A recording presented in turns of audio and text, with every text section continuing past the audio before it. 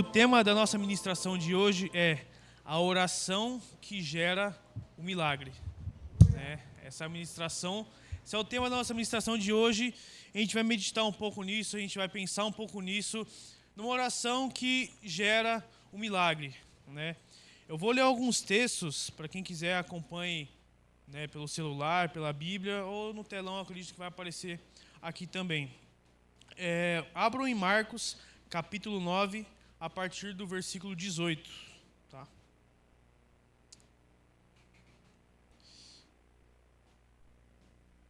Amém? Todos encontraram? Amém.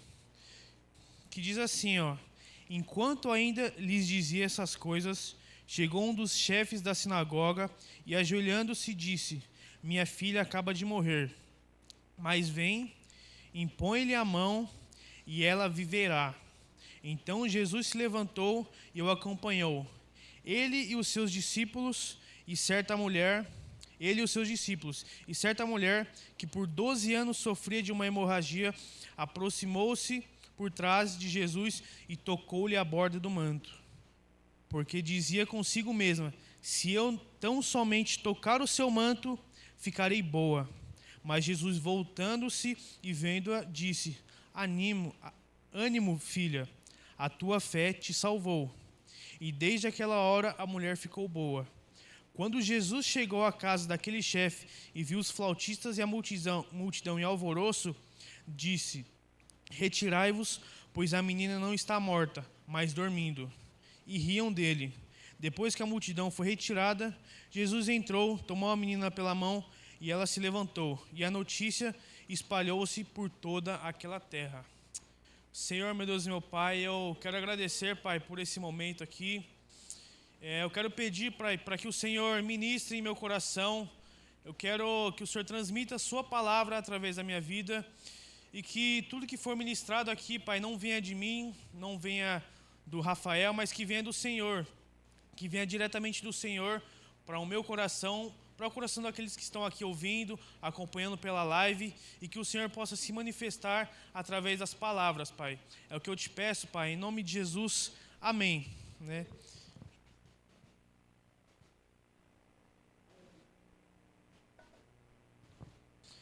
Só para contextualizar um pouquinho aqui, Aqui Jesus estava numa das sinagogas. Era algo que Jesus fez algumas vezes, estando nas sinagogas. E é interessante que, bem desde o início desse trecho, um chefe da sinagoga, um fariseu, encontra Jesus e pede para que ele possa ir na sua casa, porque a filha dele morreu. E é interessante que ele chega em Jesus e pede o quê? Um milagre. Ele pede um milagre para Jesus. Então imagina a situação, um fariseu chegando na sinagoga, encontra Jesus, aquele que os judeus muitos não gostavam, os fariseus o odiavam. Ele chega lá e pede para Jesus salvar a sua filha, curar a sua filha, ressuscitar a sua filha. E para a gente entender melhor o tamanho que é um milagre, o milagre é algo que só pode ser feito por Deus, é algo que só pode ser feito por Ele. Não é algo humano, não é algo que nós conseguimos fazer com as nossas forças. Se a gente for pesquisar no Google, vem em algum dicionário, basicamente o dicionário vai falar assim: ato ou acontecimento fora do comum, inexplicável pelas leis naturais. Então, basicamente, é algo inexplicável para nós. A gente não tem como entender, às vezes, matematicamente, fisicamente, geograficamente, não tem como aquilo acontecer, mas acontece. E se a gente for um pouquinho mais fundo, procurar no grego, o original dessa palavra, eu não sei falar grego, mas eu vou tentar ler o que eu sei ler. Então, a gente tem, as traduções são dinameis ou dínamos, que significa, basicamente, ato de poder. É interessante que essa palavra, um ato de poder, é algo que enfatiza, que Jesus também é Deus.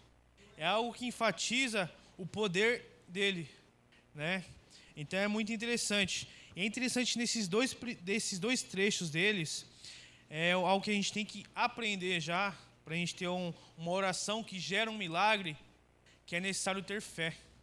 A fé é necessária. Então eu vou preparar o trecho trecho B do versículo 18, que fala assim: minha filha acaba de morrer, mas vem, impõe-lhe a mão e ela viverá.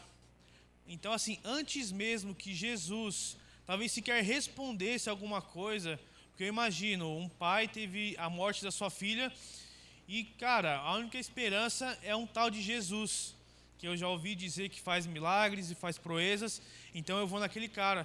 Então eu imagino o desespero desse cara falando que a filha dele precisa ressuscitar, precisa viver. E eu imagino que Jesus estava lá só ouvindo e ele falando e falando e falando. E ele não deixou nem Jesus responder.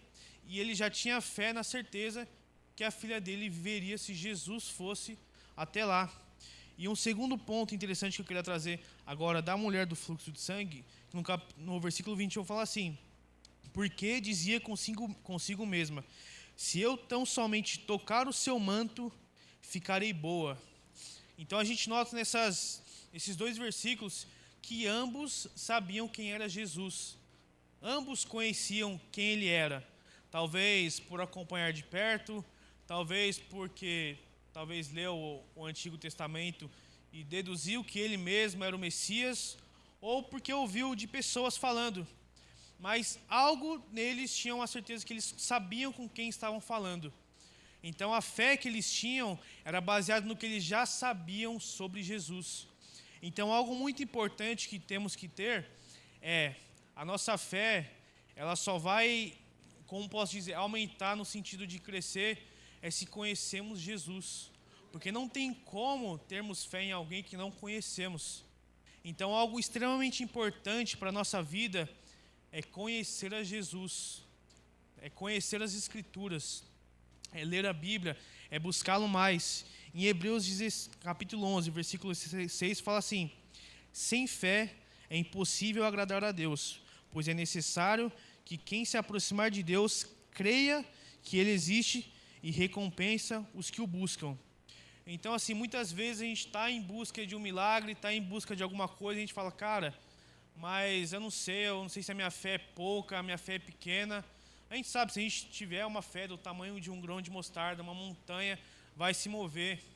Mas e quando nossa fé está tão fraca, porque isso significa que o nosso relacionamento com Deus está muito fraco, né? E se a nossa fé, que é baseada no relacionamento com Deus, está totalmente fragilizado, entendeu? A gente até pode ter, porque é diferente de alguém que não tinha fé e começou a ter um pouquinho de fé e algo aconteceu.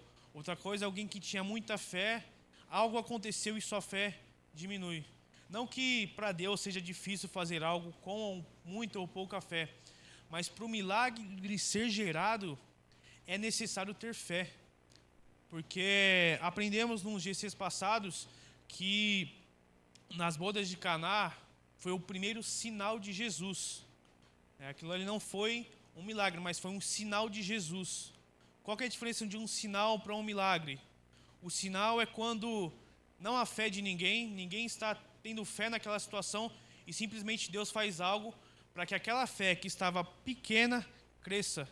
Tanto que na passagem lá das bodas de Caná, a palavra fala lá no final que aquilo ali gerou fé nos discípulos. Foi gerado fé. Os discípulos já estavam seguindo Jesus. E a partir daquele momento, daquele sinal, que tirando Maria, ninguém pediu para que acontecesse, e Jesus viu a situação e fez, entendeu? Gerou fé no coração dos discípulos. Então é extremamente importante termos isso em mente, que a fé é extremamente importante para que um milagre na nossa vida aconteça. Seja na nossa vida financeira, seja no trabalho, seja na nossa vida, né, espiritual, seja com alguma doença, é necessário fé. E muitas vezes não temos força, a gente fala, poxa, mas como que eu vou ter mais fé do que eu tenho hoje? Né, eu acredito que ter fé basicamente é conhecendo aquele que pode te proporcionar as coisas. E assim, e além disso, né, não podemos buscar o Senhor esperando algo em troca. Né? Não podemos buscar o Senhor esperando pelo que Ele possa fazer, mas sim pelo que Ele é. Né? Não podemos buscar o Senhor pensando no que Ele pode nos dar, mas de antemão entender quem está nos dando, entendeu?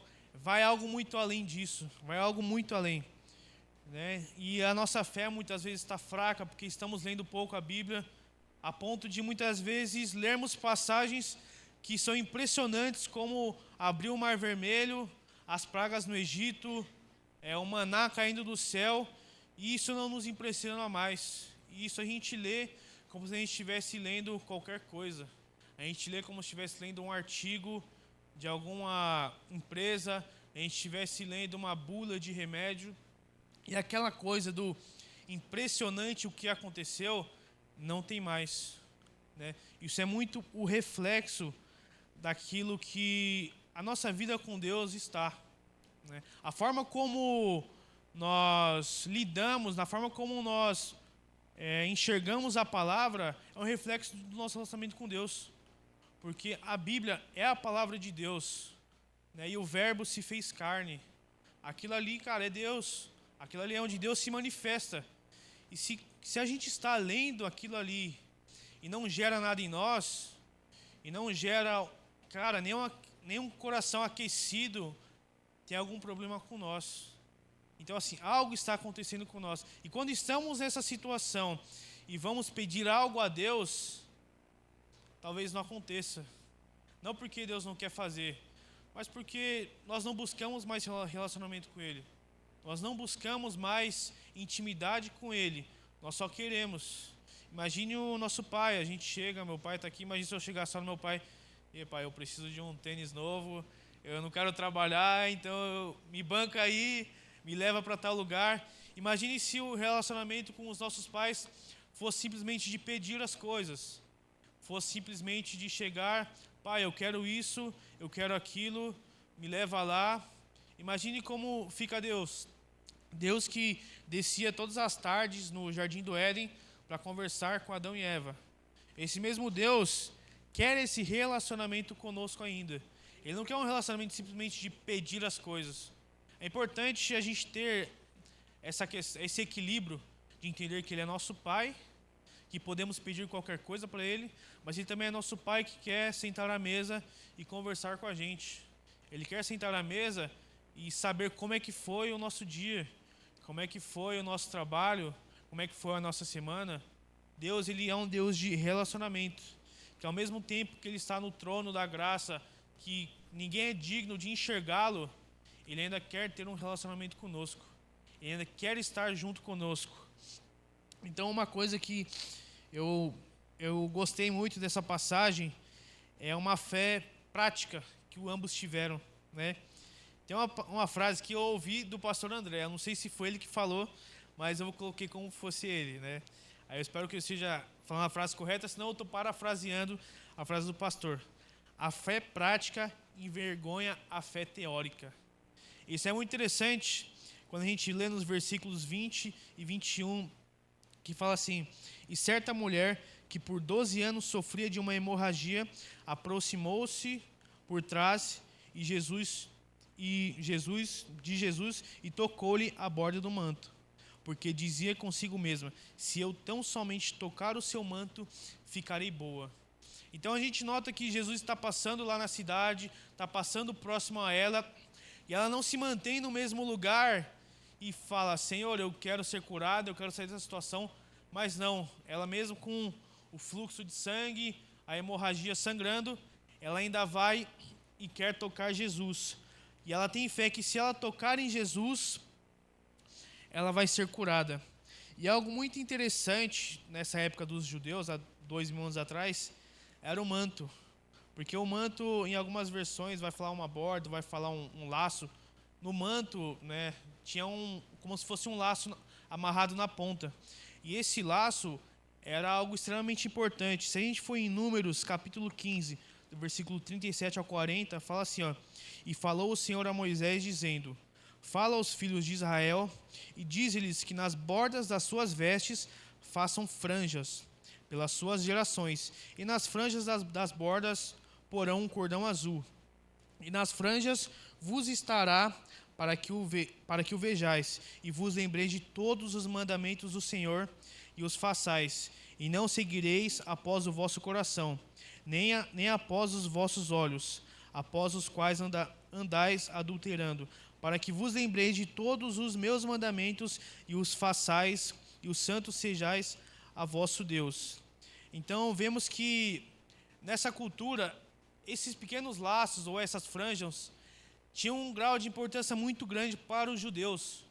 Tinha um grau muito importante. Então você pensa uma mulher com fluxo de sangue que estava numa situação miserável. E a gente sabe que naquela época as mulheres já não tinham muito valor. Ainda mais numa situação que ela vivia, menos valor ainda. Então pensa nessa situação, os judeus tão religiosos, com uma mulher tão impura, né, com aqueles laços, aquelas franjas que os judeus consideravam tão puros, ela não se importou de tocá-los. Porque assim, foi as últimas forças que ela tinha, talvez a última oportunidade que ela tinha de ser curada, de ser tocada por Jesus ou encontrada, enfim. Foi aquele momento. E ela deixou a religiosidade de lado e foi tocar aquelas franjas. E foi ali onde Jesus estava. E é interessante que muitas vezes nós mesmos temos a nossa vida e seguimos, cara, e pecamos porque somos falhos, mas chegamos a um certo ponto que, no nosso relacionamento com Deus, que achamos que não somos dignos de pedir mais nada para Deus, né? Às vezes a gente olha e fala, poxa, mas eu vou pedir para Deus isso, Deus é tão puro, Deus é tão bom, eu sou tão ruim, né? Eu sou tão falho, eu sou tão pecador, e eu vou pedir isso para Deus? E muitas vezes a gente não fez igual, por exemplo, podia ter feito igual essa mulher, que independente da sua situação, independente da sua sujeira, ela foi lá e tocou naquele pedaço que talvez para ela fosse mais santo do que o próprio Jesus, porque na cultura deles, eles eram muito radicais, né? Então assim, ela deixou a religiosidade de lado, ela deixou toda aquela cultura de lado e focou no seu milagre, entendeu? E às vezes a gente não faz isso. A gente deixa a nossa religiosidade, porque assim, nós não merecemos nada de Deus. Nós já temos tudo, que é a nossa salvação, que Deus nos deu. Mas se a gente for olhar pelo espectro de que somos pecadores e não merecemos nada, então a gente pode deixar o sacrifício de lado, porque não merecemos a morte e ressurreição de Cristo. A gente não merece a salvação. Então, se nos colocarmos naquele espaço de não merecemos e não podemos pedir nada para o nosso Pai, há um problema conosco. Há um problema aí que vemos, um problema de paternidade. Há um problema que enxergamos que eu não posso pedir para o meu Pai aquilo que eu preciso. Eu não sou puro, eu não sou obediente o suficiente para pedir para o meu Pai aquilo que precisamos. Muitas vezes não conseguimos um emprego, talvez não conseguimos trocar de carro, talvez não conseguimos ser curados, porque a nossa fé está mais ou menos, porque achamos que não merecemos aquilo, porque achamos que não podemos pedir. Porque eu acho interessante que Jesus sabia que ela estava lá, mas Jesus não parou, Jesus estava continuando. E no verso 22, na primeira parte, fala assim, ó: mas Jesus, voltando-se e vendo-a, disse: ânimo, filha, a tua fé te salvou. Então notamos que Jesus estava andando, entendeu? Então pensa só, se ela não tivesse tocado em Jesus, se ela tivesse só feito metade do serviço, porque eu entendo que a fé prática também é quando confiamos no Senhor, quando irmos atrás daquilo que estamos pedindo, porque nem sempre tudo vai cair na nossa mão de mão beijada, nem tudo vai cair aos nossos pés quando a gente pedir. Não vai ser talvez igual no deserto, que chegou meio-dia, ou hora do almoço, e o maná vai cair do céu e a gente não precisa fazer nada. Talvez não vai ser assim, mas é necessário orarmos e confiarmos no que o Senhor está fazendo. Então, é um jogo dos dois, uma relação entre os dois.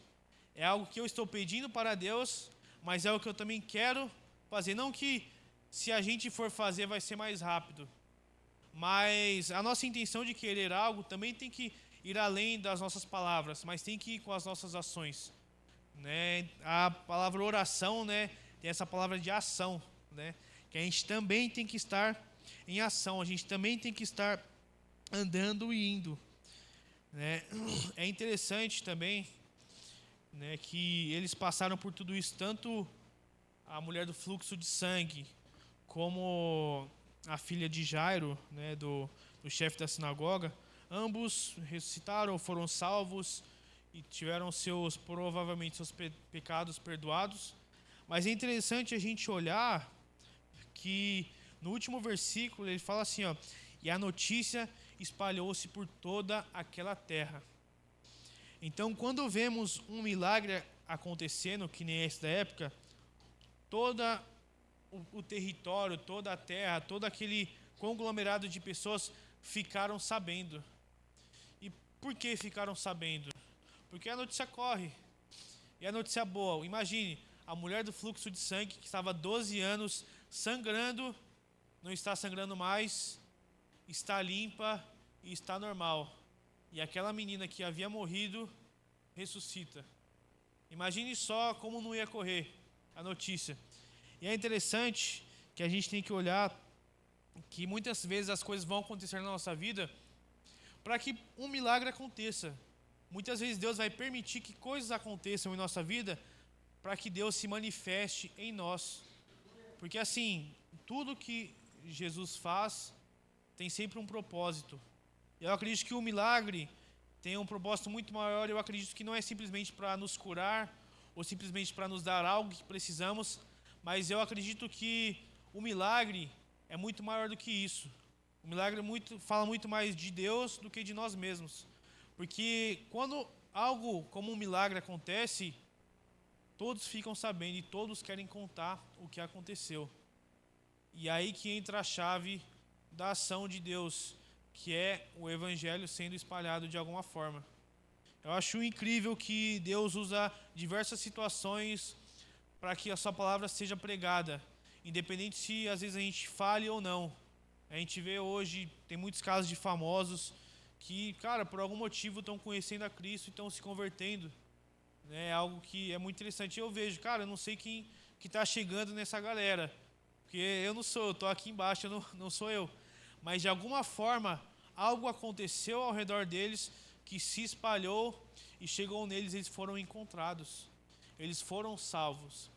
Então, o milagre tem esse a mais.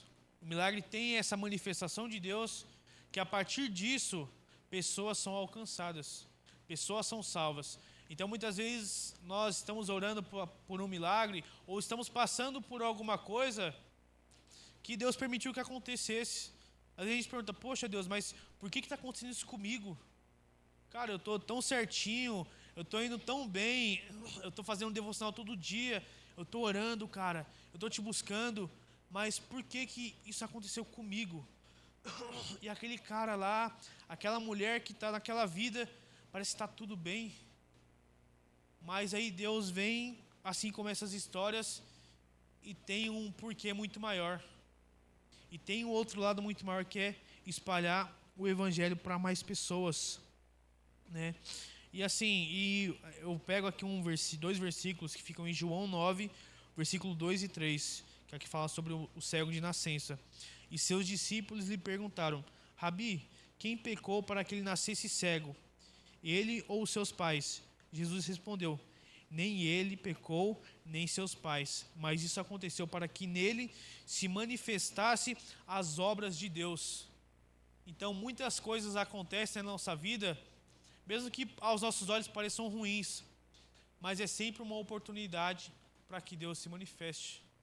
É sempre uma oportunidade para que Ele seja encontrado por alguém através de nós.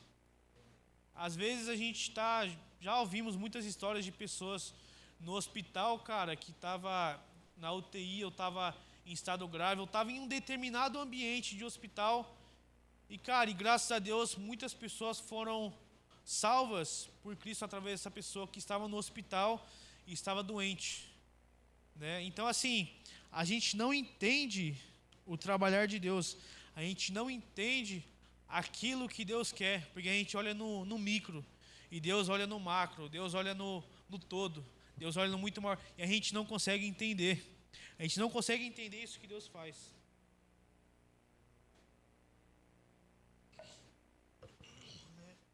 E algo muito interessante que a gente pode aprender com Jesus aqui também, que Jesus fez inúmeros milagres. A Bíblia fala que não caberiam livros na terra para escrever tudo o que Jesus fez. E só que assim, algo que é interessante é que ele também diz em João capítulo 14, versículo do 12 ao 14, fala assim: em verdade vos digo, aquele que crê em mim também fará as obras que eu faço, e as fará maiores, pois estou indo para o meu Pai. Eu farei tudo o que pedirdes em meu nome, para que o Pai seja glorificado no Filho. Se me pedirdes alguma coisa em meu nome, eu a farei. Então aqui vemos que, não que somos maiores que Jesus, mas Jesus teve 3 anos e meio de ministério. Nós temos toda uma vida. Então assim, se Jesus fez, Ele nos deu autoridade para fazer, também podemos, Deus, através de nós, gerar milagres para outras pessoas. Podemos, através das nossas orações, pessoas serem curadas, pessoas arrumarem empregos 1 minuto depois de uma oração nossa. Só que entra um detalhe, que a gente lê em Marcos capítulo 1, versículo 35, que fala assim, de madrugada, ainda bem escuro, Jesus levantou-se, saiu e foi a um lugar deserto, e ali começou a orar. Então a gente nota, e logo em seguida disso, no versículo 40 e 42, ele curou um leproso. Então a gente vê que Jesus era alguém que se retirava de onde estavam todos e ia orar no secreto. Muitas vezes questionamos por que as coisas não acontecem, ou às vezes a gente tem até aquela vontade de ter um dom de cura, um dom de profecia, um dom de sonhos, mas a gente não ora por uma hora sequer.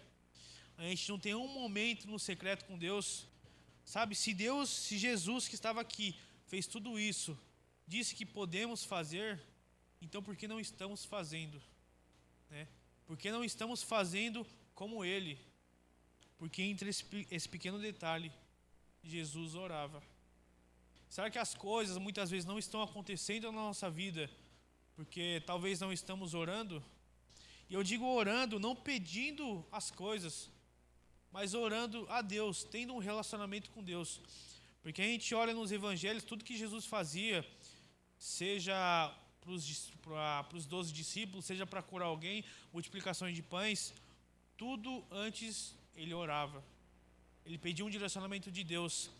E o que eu acho que eu notei lendo e preparando a mensagem, é que o intuito de Jesus era vir aqui e cumprir a vontade do Pai, que é morrer na cruz por nós. Mas ele tinha um relacionamento tão íntimo com Deus, que no meio do caminho ele saiu curando todo mundo, que no meio do caminho ele saiu multiplicando pães e peixes, que no meio do caminho ele fez proezas, milagres, coisas inimagináveis. O foco principal dele era a salvação, mas no meio do caminho ele curou, restaurou e transformou tantas vidas. E eu acredito que é algo que a gente também tem que levar em consideração, porque muitas vezes a gente se prende talvez no nosso ministério, talvez no nosso cargo, a gente se fixa os olhos na chegada, lá no ponto final. A gente não olha a nossa trajetória, a gente não olha tudo que a gente pode fazer com Jesus nesse caminho. Muitas vezes a gente se prende no nosso chamado. Chamado é algo bom, mas chamado não significa que você vai fazer só aquilo. Não significa que você vai acordar e, poxa, eu vou fazer só isso, eu não vou para a igreja fazer tal atividade, eu não vou na igreja fazer aquilo, porque o meu chamado é outro. O meu chamado é palavra, o meu chamado é pessoas, o meu chamado é música. Então tudo que não tiver relacionado a isso eu não vou fazer. E a gente perde muito com isso. A gente perde muito. Imagine se a Bíblia não tivesse todos os relatos da vida de Jesus. Imagine se Jesus simplesmente nascesse, crescesse e tivesse os 4 evangelhos falando assim, ó, Jesus nasceu, morreu, ressuscitou e nos deu a salvação. Cara, seria fenomenal. Seria o suficiente para nós. Mas olha tudo que ele deixou para nós acompanharmos, para nós aprendermos. Os evangelhos são recheados da vida de Jesus. Um fala de um ponto de vista diferente, outro fala algo que o outro não falou, e eles vão se complementando, e é muito interessante. A gente lê o Antigo Testamento, e Isaías fala sobre o Cordeiro, cara, 1000 anos depois, 1500 anos depois, tudo aquilo acontece. A Bíblia é repleta disso. Deus nos deixou isso para a gente aproveitar. Então que a gente entenda que precisamos conhecer mais Jesus para que tenhamos mais fé. Precisamos ter uma fé ativa de irmos fazer o que estamos orando. Temos a mente de Cristo. Não podemos simplesmente orar e ficar parado. Não podemos simplesmente orar e esperar que tudo aconteça. Nós precisamos ir em frente. A gente precisa caminhar. Talvez um projeto que temos em nosso coração, uma ideia que temos, uma empresa que pretendemos abrir, um amigo que precisa de salvação, um irmão, um familiar, algo que está no seu coração que talvez esteja há muitos anos para ser solucionado, talvez algo que, quando você estava vindo para cá no culto, surgiu algo na sua cabeça, sabe? Que a gente não somente olhe para que essas coisas aconteçam, mas que assim como a mulher do fluxo de sangue, que a gente vá e toque em Jesus, e vá além das nossas súplicas, vá além das nossas orações, porque eu imagino o período que ela ficou sabendo que Jesus estava lá, porque ela não ficou sabendo, eu acredito que naquele momento que Jesus estava lá, porque ela vai falar, pô, mas quem é Jesus? Então ela já sabia quem ele era, ela já procurava saber quem era Jesus. Então quando a oportunidade bateu a porta, ela não somente orou, mas ela foi. Talvez ela se preparou igual o paralítico do tanque de Betesda. Ficou lá todo momento e quando vinha água ia, mas nunca conseguiu, até que Jesus apareceu. Mas que eu imagino que ela também se preparava para esse momento, para esse dia. Então que a gente também ore e tenha uma fé prática, tenha uma fé que nos movimente, tenha uma fé que nos faça ir, porque ir também é confiar em Deus. Orar e ir para o que estamos orando também é confiar em Deus. Temos que ter a sensibilidade de ouvir aquilo que Ele fala, mas também é necessário que a gente vá, porque também ir é confiar em Deus. Também pisar onde Ele está mandando pisar também é Deus, porque Ele irá suprir, né? Deus mandou os judeus, né, os israelitas, perdão, saírem do Egito, cara, para ir para a terra prometida, para o deserto. O que tem no deserto? Não tem nem água no deserto, tem só areia no deserto. E toda a trajetória, tudo bem que eles ficaram 40 anos, não era para ficar tudo isso, mas todos os 40 anos, Deus deu uma ordem, eles saíram de lá e Deus supriu almoço, janta, água, as roupas cresciam com as pessoas. Então, assim, muitas vezes temos que ter uma fé prática, uma fé de orar e ir, uma fé de orar e sair do Egito, uma fé de orar e ir mesmo que pareça um deserto. Mas Deus está mandando nós irmos, a gente precisa ir. E que nós tenhamos também essa vontade de orar uns pelos outros, de orar por aquele irmão que a gente sabe que está doente, que está precisando de um emprego, que está precisando de qualquer coisa, que a gente venha ter ousadia para orar por eles. Porque o que tem de ruim em orar pelo outro? O que vai acontecer de pior se a gente orar pelo outro? Entendeu? Muita gente não sabe o que ele está passando, mas a gente não custa a gente perguntar, e aí, cara, tem algum pedido de oração? Ou mandar um WhatsApp. Sabe, o que a gente vai perder orando pelo outro? Só vai ser mais um pedindo para Deus para que atenda aquele pedido. Será que é ruim isso aí? Isso gera relacionamento, isso gera cuidado, isso gera realmente uma amizade verdadeira, um corpo de Cristo. A oração, o convívio e a fé, todas alinhadas, geram um grupo, geram um coletivo, geram um corpo muito forte. E gera um corpo que Deus se agrada. Então que venhamos ter essa ousadia de orar uns pelos outros, de não só esperar que o milagre aconteça conosco, mas que o milagre aconteça também através de nós, que o milagre também aconteça com o outro quando orarmos, e que isso nos motive a fazer muito mais. E que talvez hoje na oração a gente ore mais uns pelos outros, a gente ore mais pelo nosso irmão, a gente ore mais por aquele que talvez se por alguma coisa no seu coração sinta que você tem que orar pelo outro, vá orar. Às vezes é Deus que está mandando você ir lá, entendeu? E se você não for, Deus manda outro e você perde, entendeu? Você perde a oportunidade de fazer parte do reino, porque orar pelo outro também é reino. Orar pelo outro também é obra de Deus, porque todos somos o corpo de Cristo e Cristo é o cabeça. Pode fechar os olhos, por favor? Vamos orar?